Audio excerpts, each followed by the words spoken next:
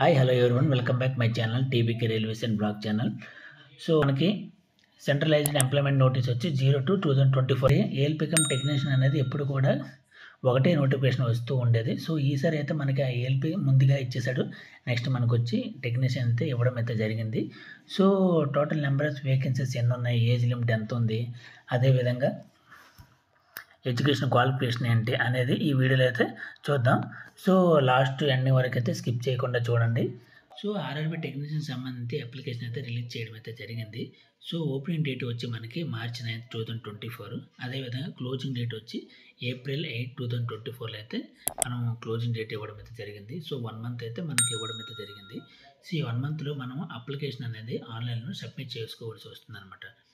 So April 9 నుండి April 18 వరకు మనకి అప్లికేషన్లో ఎటువంటి కరెక్షన్ ఉన్నా సరే మోడిఫికేషన్ చేసుకోవడానికి మనకి 10 days అయితే ఇవ్వడం అయితే జరిగింది. సో ఈ 10 daysలో ఎటువంటి కరెక్షన్ చేసుకోవడానికి, అదేవిధంగా ఫీజు సంబంధించిన ఏదైనా పేమెంట్ చేయడానికి ఉన్నట్లేదు మనం ఈ ఒక 10 daysలో అనమాట క్లియర్ చేసుకోవచ్చు. సో అదేవిధంగా చూసుకుంటే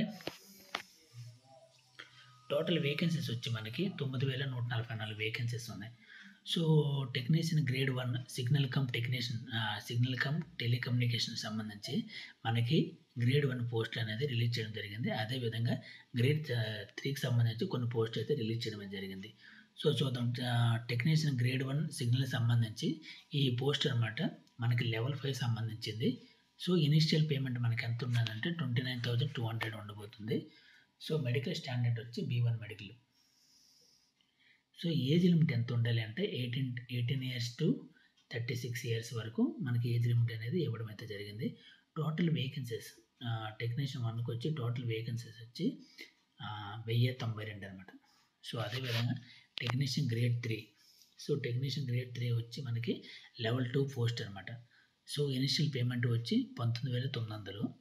సో మనకి మెడికల్ స్టాండర్డ్ వచ్చి అనమాట B1, B2, A3 ఈ మెడికల్ స్టాండర్డ్ అయితే ఇవ్వడం అయితే జరిగింది. సో ఏజ్ లిమిట్ ఎంత ఉండాలంటే 18 years to 33 years అయితే మనకి ఏజ్ లిమిట్ అయితే ఇవ్వడం జరిగింది. సో ఇంతకుముందు అయితే 18 years to 30 years వరకు ఇచ్చారు. సో కోవిడ్ రిలాక్సేషన్ అనమాట 3 years ఇంక్లూడ్ చేసి 18 years to 33 years. So plus దీనికి ఏదైనా మనకి ఓపీసీ వాళ్ళకి ఏజ్ రిలాక్సేషన్ 3 years ఉంటుంది. అదేవిధంగా SC ST వాళ్ళకి కూడా 5 years అనేది ఉండడం అయితే జరుగుతుంది. సో గ్రేడ్ 3కి సంబంధించి టోటల్ వేకెన్సీస్ ఏంటంటే 8,052 అనమాట. సో ఓవరాల్గా చూసుకుంటే గ్రేడ్ 1 అండ్ గ్రేడ్ 3కి టోటల్ ఓవరాల్గా వేకెన్సీస్ చూసుకుంటే 9,144 వేకెన్సీస్తో ఈ యొక్క నోటిఫికేషన్ అనేది రిలీజ్ చేయడం అయితే జరిగింది. సో మనం అప్లికేషన్ అనేది ఆన్లైన్లో సబ్మిట్ చేసుకోవాలి. టెక్నీషియన్ గ్రేడ్ 1కి వచ్చి మెడికల్ స్టాండర్డ్ వచ్చి B1 మెడికల్ కండక్ట్ చేస్తారు. సో ఈ B1 మెడికల్ మనకి సైట్ ఉన్నా ఓకే, సైట్ అనమాట అప్ టు 4 points వరకు ఉన్నా సరే యాక్సెప్టబుల్ అనమాట. సో అదేవిధంగా కలర్ బ్రైట్నెస్ అనేది ఉండకూడదు అనమాట. గ్లాసెస్ యూజ్ చేసినా పర్వాలేదు, కాకపోతే కలర్ బ్రైట్నెస్ అనేది ఉండకూడదు. సో అదేవిధంగా గ్రేడ్ 3కి అనమాట మెడికల్ స్టాండర్డ్ వచ్చి B1 medical, A3 medical, B1 medical, B2 అయితే ఉంది. ఏంటంటే సెలక్షన్ ప్రాసెస్లో వచ్చి single CBT and DV document verification, next medical examination అయితే కండక్ట్ చేయడం అయితే జరుగుతుంది.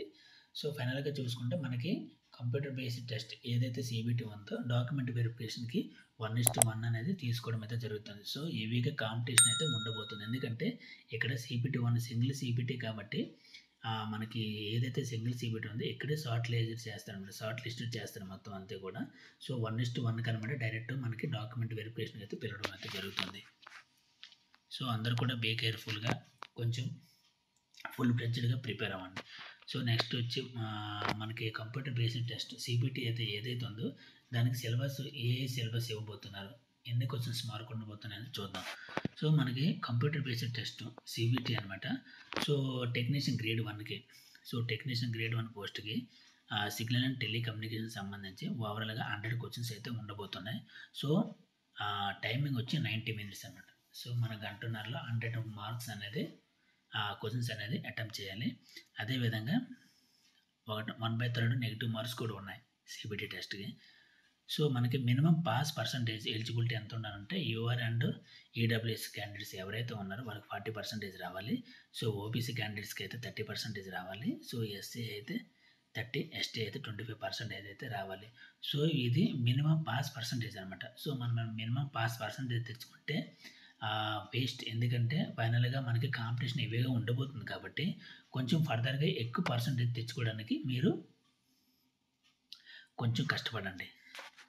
So syllabus of CBT 1 technician grade 1 అనమాట. టెక్నీషియన్ 1కి సిలబస్ ఏమి ఉండబోతుంది చూద్దాం. జనరల్ అవేర్నెస్ ఉండబోతుంది, కొన్ని టాపిక్స్ ఇవ్వడం అయితే జరిగింది. అదేవిధంగా జనరల్ ఇంటెలిజెన్స్ అండ్ రీజనింగ్ నుండి కొన్ని టాపిక్స్ ఇచ్చాడు. సో అదేవిధంగా basic of computers and applications చూసారండి, ఓవరాల్గా ప్యాటర్నే మారిపోయింది. సో నెక్స్ట్ వచ్చి మ్యాథమెటిక్స్, అదేవిధంగా బేసిక్ సైన్స్ అండ్ ఇంజనీరింగ్స్ అయితే కొన్ని టాపిక్స్ అయితే ఇవ్వడం జరిగింది. ఇదే టాపిక్స్ మీద మనకి క్వశ్చన్స్ అయితే రాబోతున్నాయి. సో జనరల్ అవేర్నెస్ నుండి ఎన్ని క్వశ్చన్స్ రాబోతున్నాయి అంటే 10 క్వశ్చన్స్ రాబోతున్నాయి, 10 మార్క్స్. అదేవిధంగా జనరల్ ఇంటెలిజెన్స్ నుండి అయితే 15 మార్క్స్ రాబోతున్నాయి, 15 క్వశ్చన్స్ రాబోతున్నాయి, 15 మార్క్స్. సో అదేవిధంగా basic of engineering and applications దీంట్లో 20 రాబోతున్నాయి. అదేవిధంగా మ్యాథమెటిక్స్ నుండి 20, బేసిక్ సైన్స్ అండ్ ఇంజనీరింగ్ నుండి అయితే 35 అయితే మనకు రాబోతున్నాయి. సో దీనికి సంబంధించి బేసిక్ సైన్స్ సంబంధించి మనకి ఏంటంటే ఫిజిక్స్ అడుగుతాడు, అదేవిధంగా ఎలక్ట్రానిక్స్ అడుగుతాడు, ఎలక్ట్రిసిటీ అడుగుతాడు. ఎలక్ట్రికల్ సంబంధించి ఈ 3 సబ్జెక్టులకు సంబంధించి మనకి బేసిక్ సైన్స్ అండ్ ఇంజనీరింగ్ గురించి అయితే అడగడం అయితే జరుగుతుంది. టోటల్గా చూసుకుంటే 35 మార్క్స్ ఉన్నాయి. సో ఓవరాల్గా చూసుకుంటే మనకి ఏఎల్పికి వచ్చి దాని ప్యాటర్న్ వేరే, దీని ప్యాటర్న్ వేరే. సో అది గుర్తుపెట్టుకోండి. సో ఓవరాల్గా చూసుకుంటే 100 మార్క్స్ 90 మినిట్స్ అనమాట.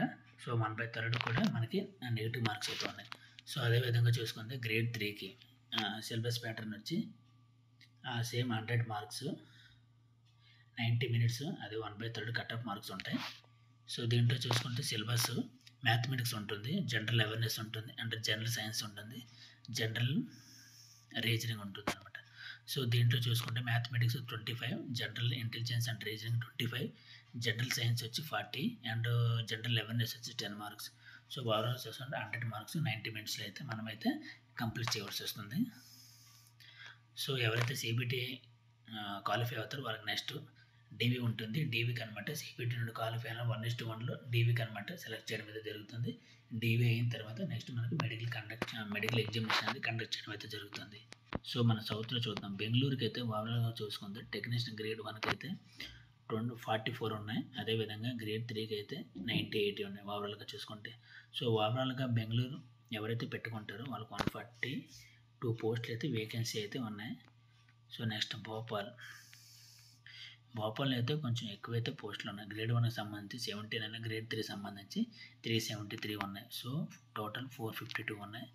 అదేవిధంగా బిలాస్పూర్లో ఓవరాల్గా ఎక్కువగా పోస్టులు ఉన్నాయి. టెక్నీషియన్ సంబంధించి 1 సంబంధించి 95 ఉన్నాయి, 3కి సంబంధించి 766 ఉన్నాయి. సో ఓవరాల్గా చూసుకుంటే 861 పోస్టులు అయితే మనకి భోపాల్లో ఉన్నాయి.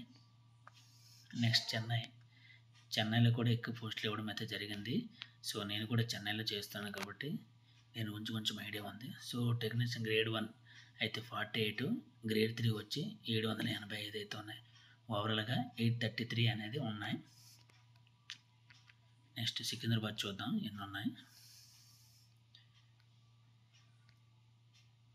సో మనకి ముంబై కూడా ఎక్కువ పోస్టులు ఉన్నాయి. గ్రేడ్ 1కి సంబంధించి 152 ఉన్నాయి, గ్రేడ్ 3 సంబంధించి 1132 అయితే ఉన్నాయి. సో 1284 మొత్తం పోస్టులు అయితే ముంబైలో అయితే ఉన్నాయి. సో ఏ పోస్ట్కి అప్లై చేసుకోవాలి, ఎక్కడ అప్లై చేయాలి అనేది మీకు నెక్స్ట్ వీడియోలో అయితే చెప్తాను, ఎక్స్ప్లెయిన్ చేస్తాను. అదేవిధంగా సికింద్రాబాద్ చూద్దాం ఎన్ని పోస్టులు ఉన్నాయి ఓవరాల్గా. సో సికింద్రాబాద్ చూసుకుంటే ఓవరాల్గా 76 గ్రేడ్ 1 పోస్టులు ఉన్నాయి, గ్రేడ్ 3 సంబంధించి 668 ఉన్నాయి. ఓవరాల్గా చూసుకుంటే 744 ఉన్నాయి. సో ఇదండి పోస్టులు ఉన్నాయి. ఒకసారి అంతా పీడిఎఫ్ ఒకసారి మీరు చెక్ చేయండి. చెక్ చేసిన తర్వాత ఎక్కడ అప్లై చేయాలి, ఏ జోన్ అయితే బాగుంటుంది అనేది నెక్స్ట్ వీడియో అయితే నేను ఖచ్చితంగా చేస్తాను. సో ఓవరాల్గా అయితే మన నోటిఫికేషన్ వచ్చేసింది. దీనికి సంబంధించి మీకు నెక్స్ట్ వీడియోలో క్లియర్గా ఎక్స్ప్లెయిన్ చేయడం అయితే జరుగుతుంది.